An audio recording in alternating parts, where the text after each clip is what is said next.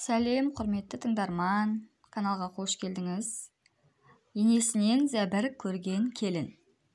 Кішкентай кезім ғой, әкем, оның інілері үйдің жанынан үлкен үй тұрғызатын болды. Дәл сол кезден бір апта бұрын әжем қалада тұратын әпкеміздің үйіне кеткен. Үйдегілер ол жоқта асарлатып фундамент құйып тастаған.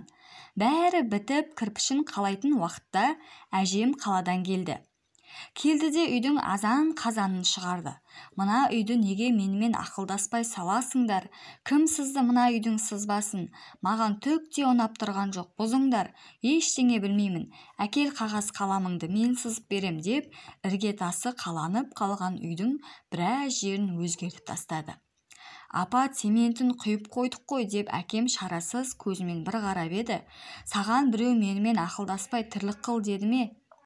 Бұзасың енді деп тоқ етерін айтты. Ертеңіне ағаларым, ағайын кісілер бәрі жабылып үйді әжеміздің айтқанындай етіп қайта жасауға кірісіп кетті. Осы жағдайда мен кішкентай жүрегіммен әжемді жек көріп кеткем. Оңбаған екен ғой, балаларының еңбегін аямай ма? Шешеме күн көрсетпейтіні бір төбе енді өз балаларына шабуылдап жатыр деп атарға оғым болмай отыратынмын. Рас, әжем өте адуынды кісі болды. Біздің әулеттің келіндері оның алдында аяғының ұшымен жүретін. Сонда да біреуі бетіне келіп қарсы сөйлеген емес. Әлі есімде, бір жолы үйде ет астық. Адам көп, шешем байғұс 4 жуала қамырды жайып, түс қайтқаннан қазанның басында күйбеңдеп тамақты пісірді. Кешкісін жұрт жиналғанда қамырын салып ортаға әкеп қойды. Әрине бір табақ етті әжем ұстайды. Бар сорпаңды дайындап кел, етті мен турайым деп шешемді қазанның басына қайта жұмсады. Сорпаны құйып келіп дастарханға енді жайғаса бергенде көршінің қара сиыры бақшамызға қарай кіріп кетіп еді. Неғып отырсың ей, сиырды айдап шықсайшы деп тағы жұмсады. Бұл уақытта үйдегілердің алды тамақты жеп болған.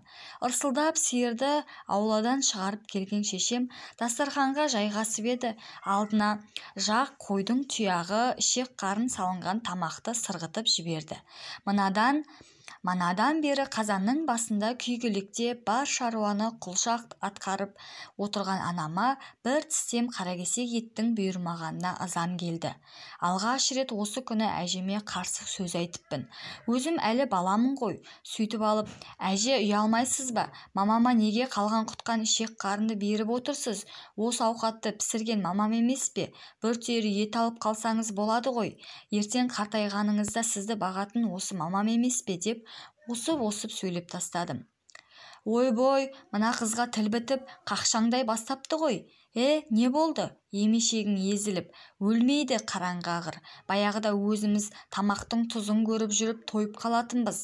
Еттің бар құнары сорпаға шыққан, соны ішсе де жаман емес деп әжем сасқанынан әрдеңені бір айтып құтылып кетті. Содан кейін екеуміздің арамыз жақсы болмады. Үйдегі басқа балаларды ерекше жақсы көретін де мені бергі жағымен еркелететін. Әжемнің шешеме көрсетпегені жоқ. Ыдыс қоятын сөреге төселген газетке кішкене су тиіп сарғайып кетсе де ұрыс шығара салатын. Шкафтың ішін қайтадан сүрткізіп қағазын ауыстырмайынша шешемнің құлағына тыныштық жоқ еді. Неғып жатсың, тұр, бауға барып жерге түскен алмалардан қақ тура. Көлеңке ғой, сол жерге барып демал деп, енді ғана белін жазуға кірген анамды бұрқылдап төсегінен тұрғызып жіберетін. Анама болсам деп мен де барып қақтурап отыратынбыз. Мама, әжеме неге қарсы сөйлеп кішкене мінез көрсетпейсіз деп сөйлейтінмін. Сенің әжеңе сдача беретін адам әлі келген жоқ. Қоя бер, қартайған адам ғой деп күліп қоя салатын. Сөйткен әжем қазір 90-ның үшеуіне келді. Қартайған, қуаты кеміген, бірақ тілі сол баяғыша шаяндап шағып сөйлейді. Онымен жасты кіші абысындарының бәрі баяғыда бақилық боп кеткен. Мамамның өзі жасына жетпей алжып қалды. Жарымес жарым осының миы істемейді деп әжем мамама ұрса беруші еді. Расында да кейін мамамның миында ісік пайда боп, оған сарысу үймелеп, ақыл есінен айырыла бастады. Әжем, ойбай, мына қатын маған дұрыс тамақ істеп бермейді, есінен айырылды. Қызымның қолына кетем деп қалаға көшіп кеткен. Қызы оның мінезіне шыдамай келінінің қолына қалдырып жұмысқа шығып кетіпті. Жиен келінге күні түскесін жүні жығылып, баяғыдай өктем сөйлеуді тоқтатыпты. Бір кесе тамақ берсе қуана ішіп алам, бермесе ол да жоқ. Өлмегесін көрген күнің осы да деп балаларына жиен келінді жамандап отырады екен. Әкемнің інілері де шешелерінің мінезінен зәрезап болса керек, біреуі менің қолыма келіңіз деп шақыра қоймады. Өткенде оразада төркінге аузашарға бардым. Қаладағы қызы әжемді әкелген екен.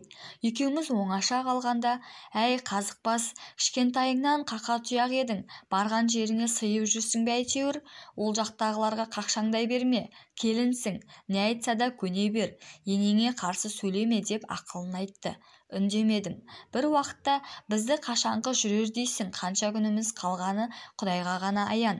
Артық кеткен ауыр сөйлеген кезім болса кешір күнім деп құшағына басты.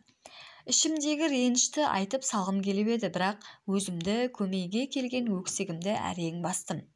Таулардың да шөгетін кезі келеді, адамдардың да қартаятын, әрі таятын уақыты келеді. Қартайғаныңда қадірлі, жұртқа сыйлы боп отырғың келсе, жас күніңде ешкімге зәбір көрсетпе, кісінің көңіліне кірбің салма. Ене болудың жөні осы екен деп келінін жүндей түтетін кісілер осы жазбадан ой түйсе екен деймін. Каналға тіркеліп өз пікіріңізді қалдыра кетіңіз. Сау болыңыздар.